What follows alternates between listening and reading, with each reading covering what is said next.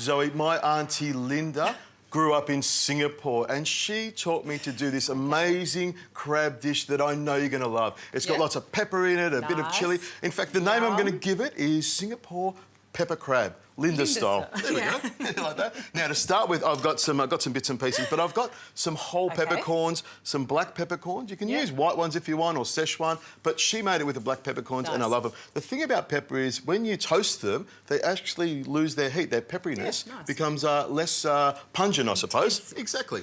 Now how much would you like? All of those? Just do the whole lot of it. I think we'll only use about a tablespoon, but we'll see. I'll see how I'm feeling. Now, in my pan, I've got a bit of heat underneath it, because I'm just going to start warming it up. And I've got some red onion, about half a red onion, 4 cloves of garlic, and I'm just going to give them a bit of a smash like this on the board and then chop through them nice and rough. Now, I've got some ginger here. Instead of microplaning it, I'm going to cut it really, really chunky like this because I want it to go all the way through. Nice, I like that. And then you get that big kind of chunk of ginger, great anti-inflammatory, obviously beautiful flavour overall. And texture. Something to chew on as well. Now, I've got some red chilli. You can use whatever chilli if you want. If you like it really, really hot, by all means, use some bullet chilies, but I've got the long red chilies, which I think are quite mild. Now, in my pan here, I'm going to add a measured amount of oil. I'm going to use a big splush. The Adrian measurement, there we go. There must be about a quarter of a cup in there. I want plenty of oil because we're using good oil, and I want plenty of oil to take up the heat. Now, turn that up to a nice strong heat, and in goes... Listen to that little sizzle there. Now, I've got some coriander there. If you can give that a rough chop for me, some coriander and the actual spring onions as well.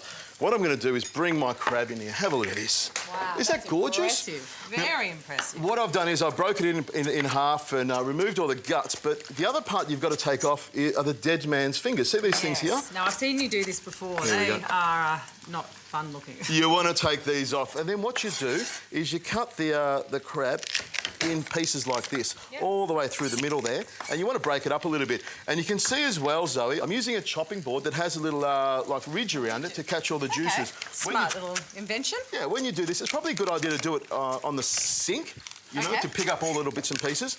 So I'll just cut it through here just to break it up. Now, I like it nice and whole. I don't like little tiny pieces.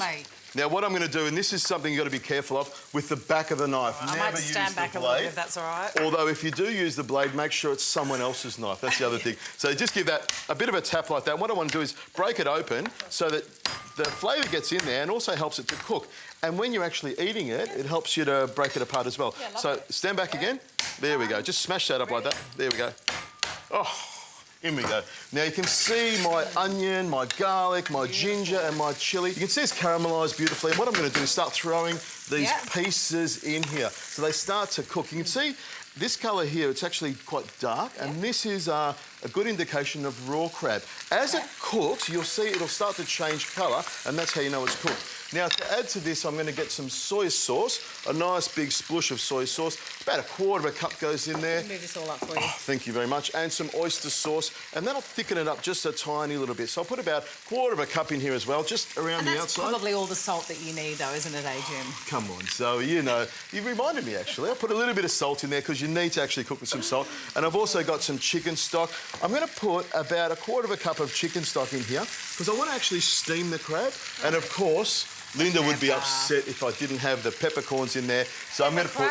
Linda's pepper crab. I love it. She'll be looking at this saying, Richo, you've done it right. So what I'll do is I'll stir that around like that, pop the lid on, and we want this to steam in here for about 5 to 8 minutes until the crab's cooked. We'll clean this up and we'll finish off with some lovely crab.